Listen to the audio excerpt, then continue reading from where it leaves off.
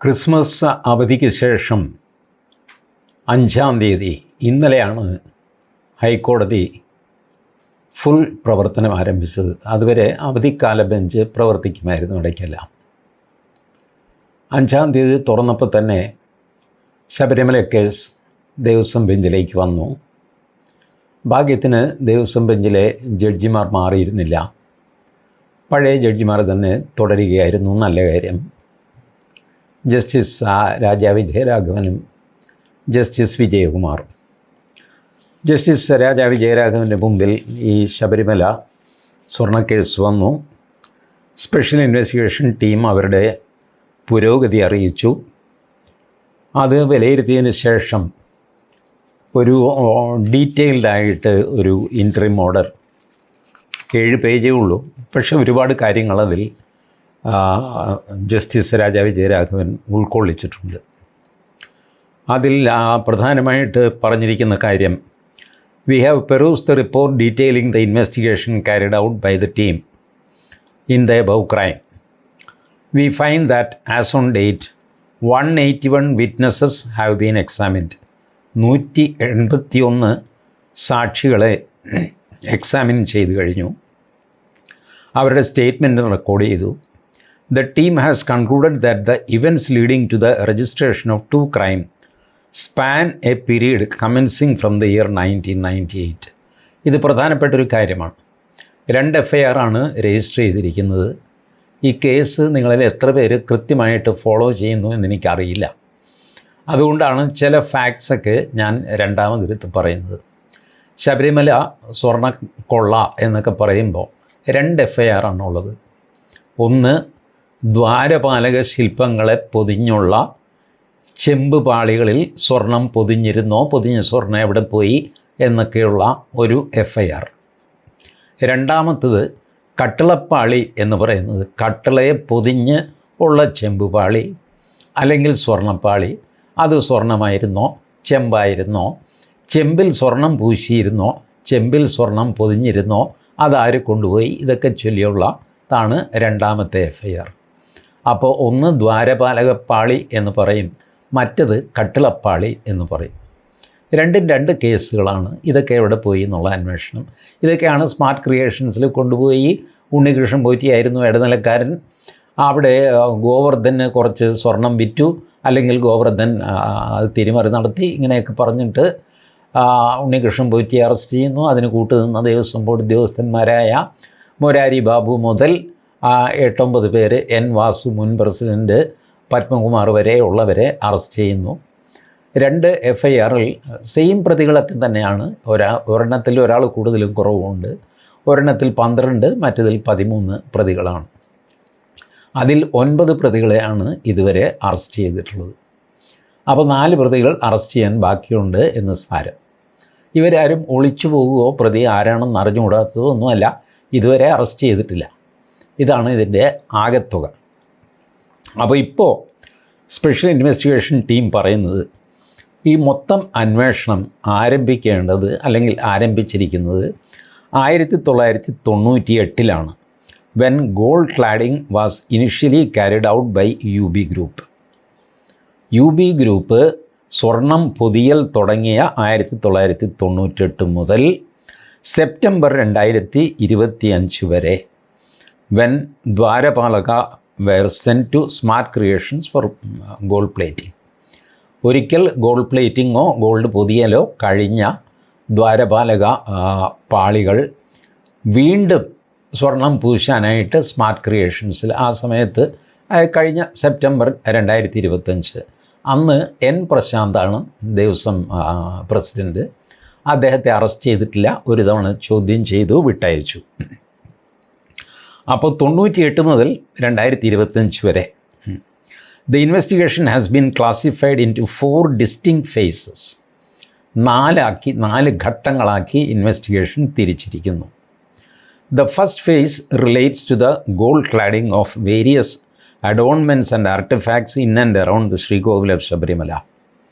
ആദ്യം in and around Sreekovil of Sabarimala സ്വർണം പൊതിഞ്ഞ അല്ലെങ്കിൽ പൂശിയ കാര്യങ്ങൾ, അതാണ് ഫസ്റ്റ് ഫേസ്.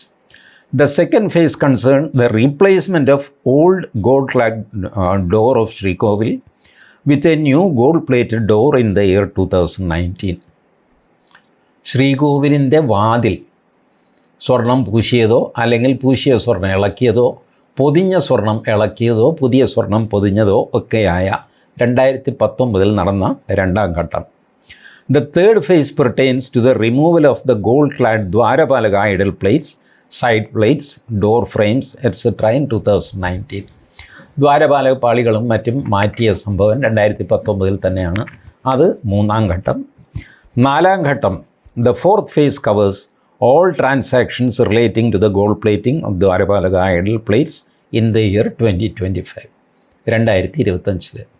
അപ്പോൾ 98 ഒരു ഘട്ടം, 2019 രണ്ട് ഘട്ടം, 2025 ഒരു ഘട്ടം. ഇങ്ങനെ 4 ഘട്ടങ്ങളായിട്ട് ഈ അന്വേഷണം നടക്കുന്നു. Clinching records pertaining to the gold cladding carried out in the year 1998 by the UB group have been obtained. Clinching evidence കിട്ടി.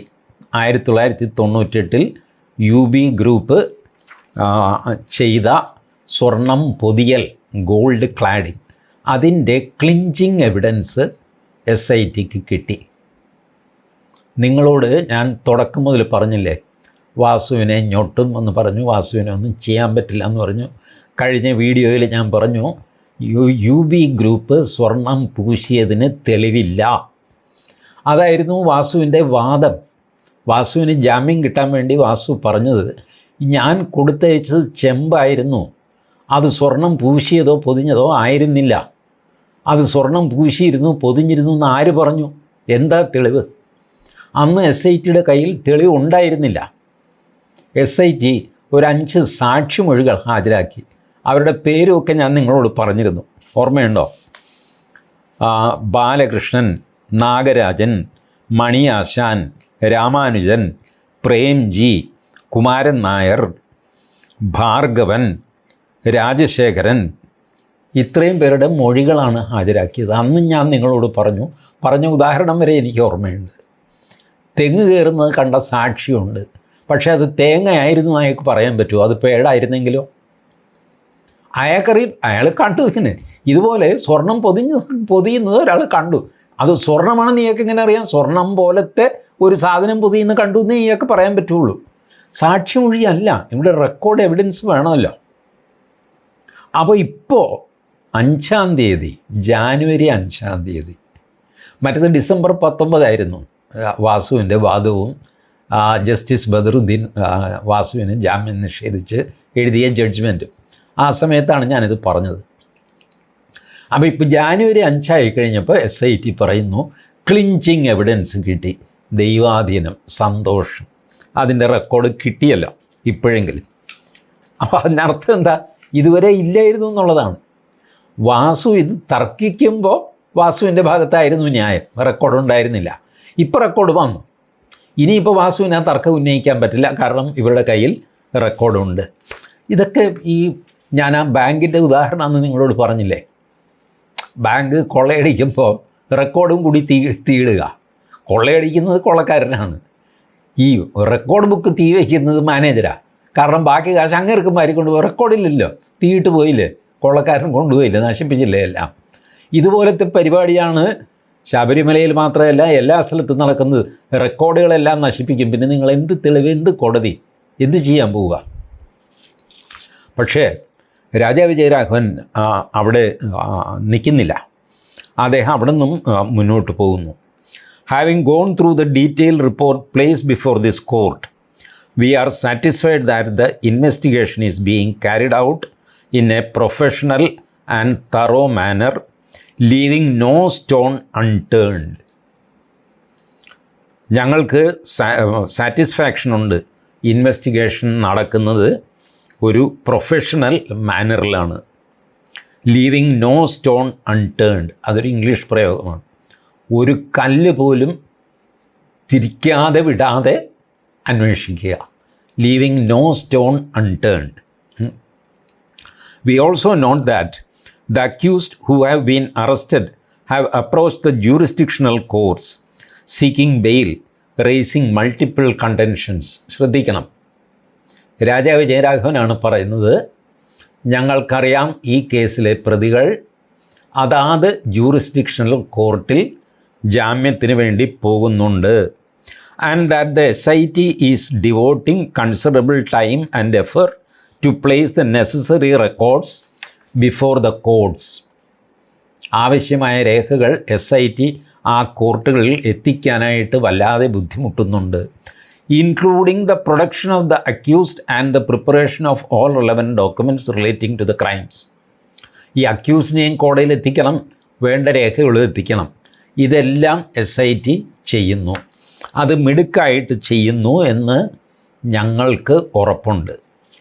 പക്ഷേ ഇത് ജാനുവരി 5-ന് രാജാവ് Jayaraghavan, December 19-ന് justice Badaruddin പറഞ്ഞതെന്താ?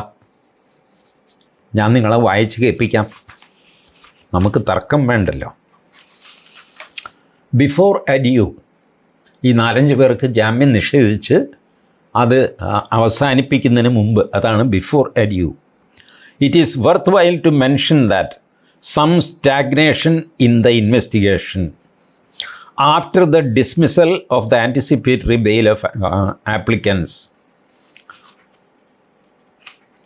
have been zealously opposed by the prosecution. For some stagnation in the investigation to be noted. അതിടയ്ക്ക് നിന്നു പോയെന്ന് കോടതി not ചെയ്യുന്നു. It is learn that he was arrested on 17/12. ഈ arrest ചെയ്തത് മുഴുവനായില്ല, അല്ലെങ്കിൽ വെച്ച് താമസിപ്പിച്ചു എന്നുള്ള ഒരു കണ്ടെത്തൽ. Whether all the Devaswom board members arrayed as accused in this case is in serious doubt. ഈ കേസിൽ അക്യൂസ്ഡ് ആയിട്ടുള്ള ദേവസ്വം ബോർഡ് മെമ്പർമാരെല്ലാം അറസ്റ്റ് ചെയ്തോ എന്ന് കോടതിക്ക് സംശയമുണ്ട്. That apart, whether K Sunilkumar, RG Radhakrishnan, VS Rajendra Prasad and K Raghavan Nair named in the FIR were not arrested. അവരെയും arrest ചെയ്തിട്ടില്ല.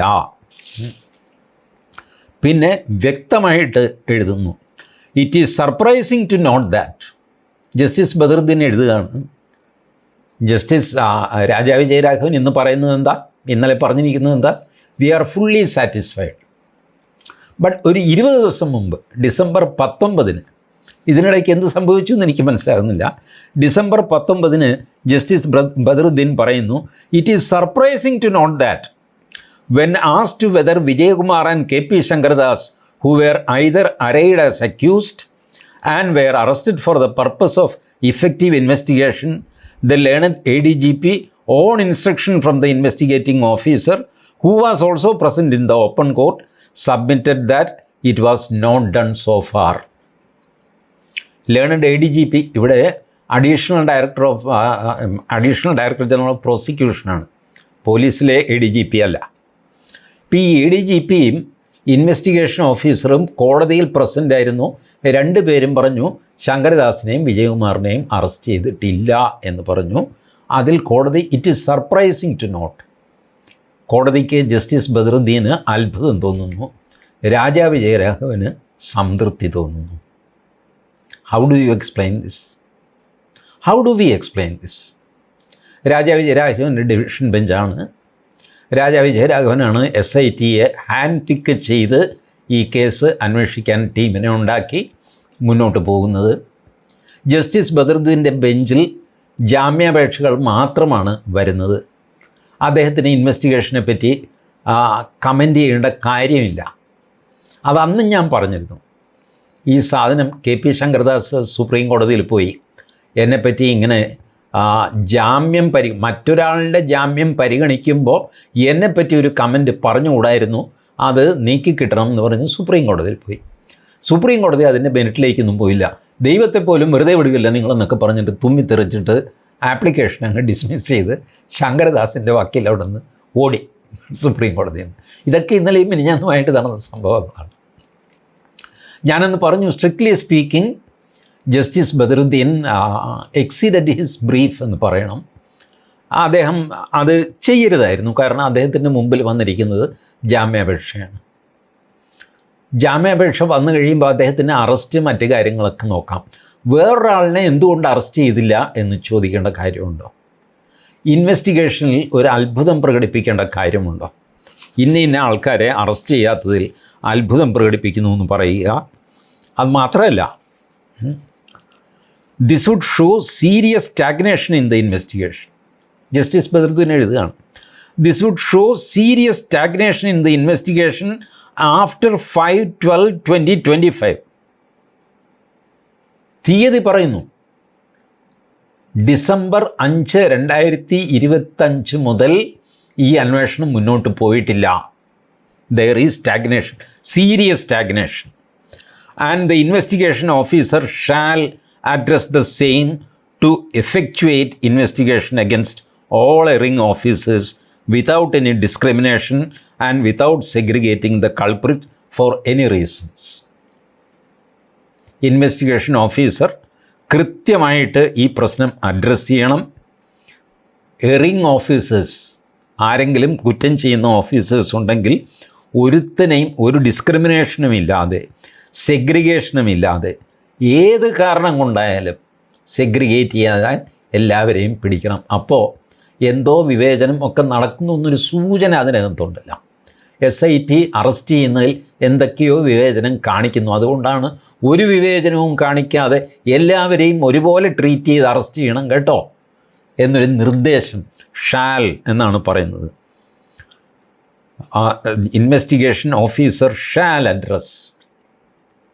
ഇങ്ങനൊരു നിർദ്ദേശം ബെയിലിൻ്റെ ബെഞ്ചിലിരുന്നുകൊണ്ട് ബെയിൽ ജൂറിസ്ഡിക്ഷനിൽ ജസ്റ്റിസ് ബദറുദ്ദീൻ കൊടുക്കാൻ പാടില്ലായിരുന്നു നിയമപരമായിട്ട്. ഇപ്പോൾ കൊടുത്തു അദ്ദേഹം അങ്ങ് കൊടുത്തു. എന്ത് ചെയ്യും? ഒരു നിർദ്ദേശം കൊടുത്തു. പക്ഷേ ഇവിടെ രാജാ വിജയരാഘവൻ പറഞ്ഞു, വി ആർ ഫുള്ളി സാറ്റിസ്ഫൈഡ്.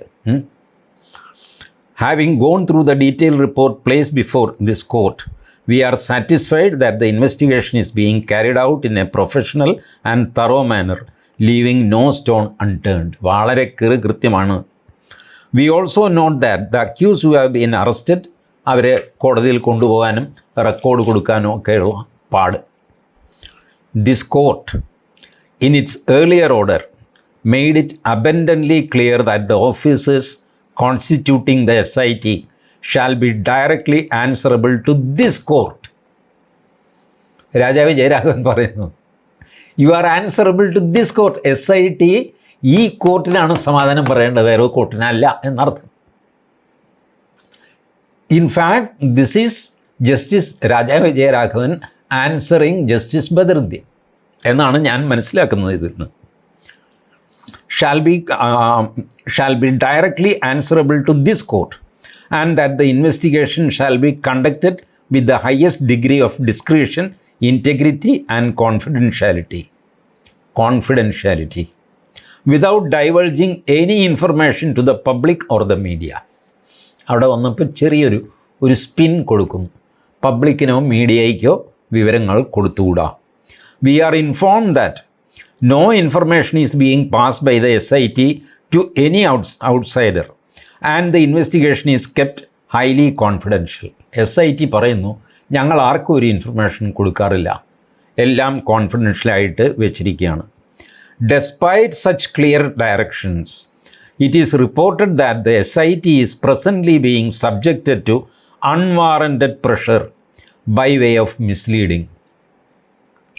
SITയെ അനാവശ്യമായ സമ്മർദ്ദത്തിലാക്കുന്നു, മിസ്ലീഡ് ചെയ്യുന്നു.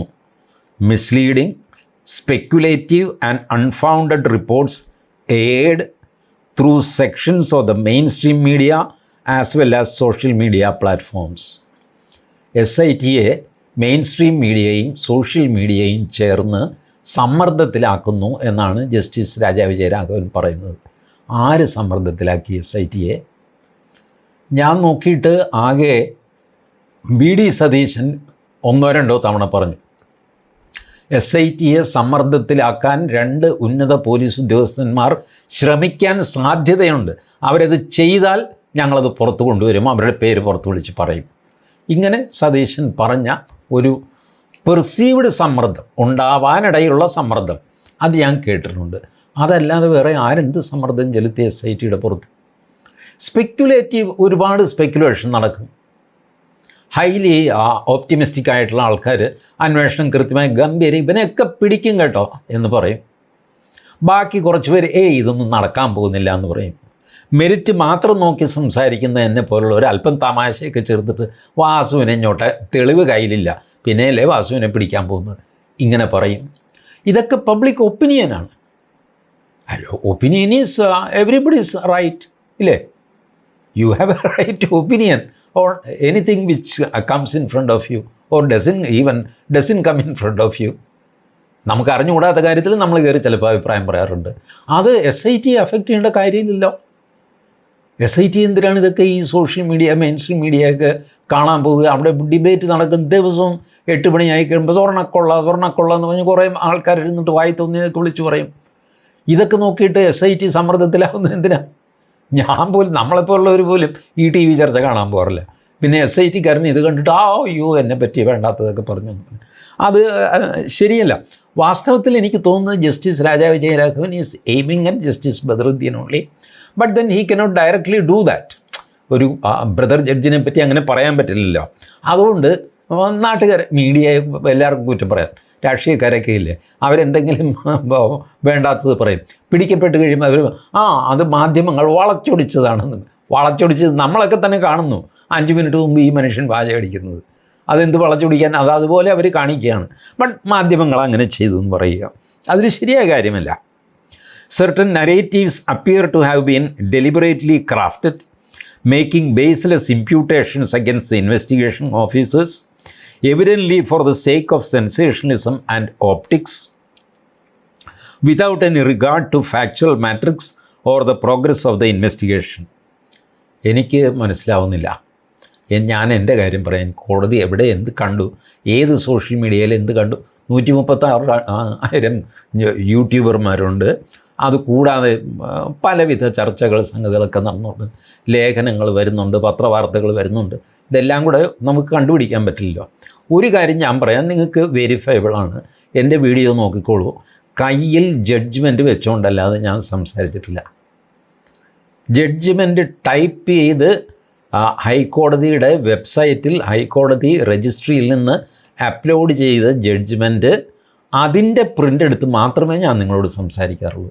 അത് കേരള ഹൈക്കോടതി മാത്രമല്ല, മദ്രാസ് ഹൈക്കോടതി ആണെങ്കിലും, ഹരിയാന ഹൈക്കോടതി ആണെങ്കിലും, ഡൽഹി ഹൈക്കോടതി ആണെങ്കിലും, സുപ്രീം കോടതി ആണെങ്കിലും വളരെ അപൂർവമാണ് ജഡ്ജ്മെൻ്റ് ഇല്ലാതെ ഞാൻ പത്രവാർത്തകൾ, ടൈംസ് ഓഫ് ഇന്ത്യ അതുപോലെ റിലയബിളായിട്ടുള്ള പത്രവാർത്തകളുടെ പുറത്ത് അത് കയ്യിൽ പിടിച്ച് അത് വായിച്ച് ഇന്നതാണ് കാരണം, എനിക്ക് ഈ ജഡ്ജ്മെൻറ്റിൻ്റെ ഫുൾ ടെക്സ്റ്റ് കിട്ടിയില്ല അല്ലെങ്കിൽ ആവശ്യമില്ല, ഇങ്ങനെ പറഞ്ഞുകൊണ്ട് ഞാൻ നിങ്ങളോട് പറഞ്ഞിട്ടുണ്ട്.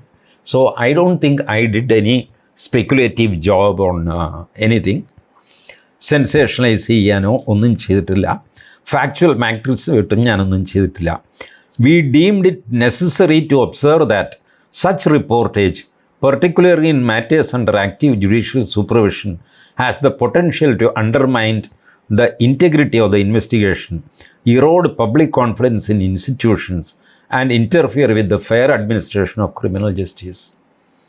No, Your Lordship, Justice Raja Vijayaraghavan, I don't know why you made such observation.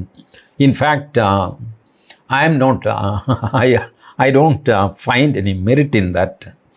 Okay, you might have your own justification, but I don't find any reason to make such very harsh remarks on without targeting anybody, just saying that such a thing is happening. We would like to observe and reiterate that the court has undertaken the monitoring of the investigation in this case involving the pilferage of sacred valuable Lord Ayyappa, in view of its extraordinary nature of the pelf and heft of the persons likely to be involved. Understood, sir. Understood. We know, we are also very serious about all these things. So you need not have made this this observation, especially the one sentence I'll read. To belittle or trivialize such a process is to undermine the very foundations of fair investigation and the rule of law. To belittle or trivialize such a process. Now, who belittled? Who trivialized? If at all someone did that, it was Justice Badruddin. Is it not? He said with date, he said that SIT was stalled, its investigation was stalled from 5th December 2025. The date was also given by him, written in his judgment. Page number, I think 66 or so. It is 81-page judgment by Justice A. Badruddin. Nobody except Honorable Justice Badruddin trivialized this SIT. He said that. He expressed surprise over the not arresting of few people. He named them. Everything happened on 19th December through the judgment delivered by Justice A. Badruddin. Public is not responsible. Mainstream media is not responsible. Social media is not at all responsible. And this poor old man is not at all responsible. But then you say that to belittle or trivialize such a process is to undermine the very foundation of fair investigation and rule of law. We understand. We as honest citizens of Kerala, we understand the importance of SIT, which is handpicked by Kerala High Court. We have very high regards for them and for the High Court. And who trivialized? No, not at all. I don't know what made you to make such remarks, but nevertheless, I'm happy that our special investigation team has got clinching evidence from the UB group. UB group സ്വർണം പൊതിഞ്ഞിരുന്നു എന്നുള്ളതിന് UB ഗ്രൂപ്പിൻ്റെ ഒരു കത്ത് മാത്രമായിരുന്നു ഇതുവരെ ആധാരം. ഇപ്പോൾ clinching evidence കിട്ടിയെന്ന് പറയുന്നു. ഞാൻ ഓർക്കുന്നു, അന്നത്തെ വീഡിയോയിൽ ഞാൻ പറഞ്ഞിരുന്നു 460 പേജോ അതോ 406 പേജോ മറ്റോ ഉള്ള ഒരു രേഖ തിരുവിതാംകൂർ ദേവസ്വം ബോർഡിൻ്റെ കയ്യിലുണ്ടായിരുന്നു. അതിൻ്റെ ഒറിജിനൽ SITക്ക് കൈമാറി കോപ്പി ബോർഡിൻ്റെ കയ്യിലുണ്ടായിരുന്നു. ഇപ്പോൾ ഉണ്ടോ എന്ന് അറിഞ്ഞുകൂടാ. ഇങ്ങനെയൊക്കെ വരുന്ന റിപ്പോർട്ടുകൾ. ആ റിപ്പോർട്ട് ഉണ്ടായിരുന്നെങ്കിൽ ജസ്റ്റിസ് ബദറുദ്ദീനെ കാണിക്കാമായിരുന്നു. വാസുവിൻ്റെ മെയിൻ പോയിൻ്റ്, വാസുവിൻ്റെ, മുരാരി ബാബുവിൻ്റെ, ബൈജുവിൻ്റെ എല്ലാവരും പറയുന്നത് ഇതാണ്. ഇത് ചെമ്പായിരുന്നെന്ന്, സ്വർണ്ണമാണെന്ന് ആര് പറഞ്ഞു? അതാണ് അവരുടെ കണ്ടൻഷൻ. അതാണ് അവർക്ക് രക്ഷപ്പെടേണ്ട കേസ്. അപ്പോൾ സ്വർണ്ണമാണെന്ന് തെളിയിക്കാൻ രേഖ വേണം, സാക്ഷി പോരാ. സാക്ഷി ഹാജരാക്കി സത്യം പറഞ്ഞു കഴിഞ്ഞാൽ ആ പോയിന്റിൽ ജസ്റ്റിസ് ബദറുദ്ദീന് ജാമ്യം കൊടുക്കാമായിരുന്നു ഇവർക്ക്. കാരണം ബേസിക് എവിഡൻസ് ഇല്ല. ഒരാൾ സ്വർണം മോഷ്ടിച്ചു, ഈ മോഷ്ടിച്ച സാധനം സ്വർണ്ണമല്ല, ചെമ്പാന്ന് അയാൾ പറയുന്നു. സ്വർണ്ണമാണെന്നുള്ളതിന് നിങ്ങളുടെ കയ്യിൽ തെളിവില്ല, സാക്ഷിയാണുള്ളത്. What is this? അതുകൊണ്ട് for the time being I am giving them bail എന്ന് പറഞ്ഞാൽ you cannot blame justice Badaruddin. That is the right judgement. അദ്ദേഹം അത് ചെയ്തില്ല. കാരണം കുറേ കൂടെ ഉത്തരവാദിത്തം അദ്ദേഹം കാണിച്ചു. ശബരിമല സ്വർണ്ണമാണ്, ശരി, സാക്ഷികളെങ്കിൽ സാക്ഷിയുണ്ടല്ലോ, പ്രൈമ ഫേസി ഒരു കേസുണ്ടോ എന്ന് മാത്രം നോക്കിയാൽ മതി ബെയിലിൻ്റെ ടൈമിൽ എന്നുള്ള പ്രിൻസിപ്പിൾ വെച്ചിട്ടാണ് വാസുവിനൊക്കെ ജാമ്യം നിഷേധിച്ചത്. അല്ലെങ്കിൽ വാസു ജാമ്യം കിട്ടി പുറത്തിറങ്ങിയനെ. So this is the situation of Justice Badruddin. Only thing he just exceeded ഒന്ന് ബൗണ്ടറി ഒന്ന് ക്രോസ് ചെയ്തിട്ട് അദ്ദേഹം ചില വിദഗ്ധരായ കളിക്കാരുണ്ടല്ലോ, അവരുടെ അല്പം ബൗണ്ടറി കടന്നും പന്ത് അടിക്കുകയൊക്കെ ചെയ്യും. ബട്ട് അത് ഒരു പക്ഷേ ജസ്റ്റിസ് രാജാവ് ജയരാഘവന് ഇഷ്ടപ്പെട്ട് കാണുന്നില്ല. അത് ട്രിവിയലൈസ് ചെയ്തു എന്നൊക്കെ തോന്നിക്കാണും. Anyway, let bygones be bygones. You are all eminent judges of Kerala high court. I have no second opinion about the eminence of Justice A. Badruddin or Justice Raja Vijayaraghavan. Both are fantastic people with impeccable integrity. ഞങ്ങളുടെയൊക്കെ ആഗ്രഹം, ബഹുമാനപ്പെട്ട കോടതി ഈ case ഇതിൻ്റെ logical കൺക്ലൂഷനിൽ പോയി ഇതിൻ്റെ കുറ്റക്കാരെ കണ്ടുപിടിച്ച് തക്കതായ ശിക്ഷ ഏറ്റവും വേഗത്തിൽ, ജസ്റ്റിസ് ഡെലിവറി വേഗത്തിലാകുമ്പോഴാണല്ലോ അതിൻ്റെ ഒരു ഇമ്പാക്റ്റ് ഉണ്ടാകുന്നത്. അതാണ് ഞങ്ങളെല്ലാം ആഗ്രഹം. അതിലേക്ക് ലക്ഷ്യം വെച്ച് എല്ലാവർക്കും ഒരുമിച്ച് മുന്നേറാം എന്നെനിക്ക് തോന്നുന്നു. കോടതിയെ ആരെങ്കിലും ബിൽഡ് ചെയ്യുകയോ SITയെ മോശപ്പെടുത്തിയോ ഒന്നും പിന്നെ politics of course it is fact of ലൈഫാണ്. അത് വെച്ച് ആരെങ്കിലും എന്തെങ്കിലുമൊക്കെ TV യിലൊക്കെ വിളിച്ച് പറയും. അതിനെപ്പറ്റി അതൊന്നും ഗൗരവമായിട്ട് എടുക്കാനേ പോകരുത്. അതിനെപ്പറ്റി ഇത്ര വലിയ പാരഗ്രാഫ്സ് ഒന്നും എഴുതി കോടതിയുടെ വിലപ്പെട്ട സമയം കളയുകയും ചെയ്യരുത് എന്നാണ് എൻ്റെ അപേക്ഷ. Thank you.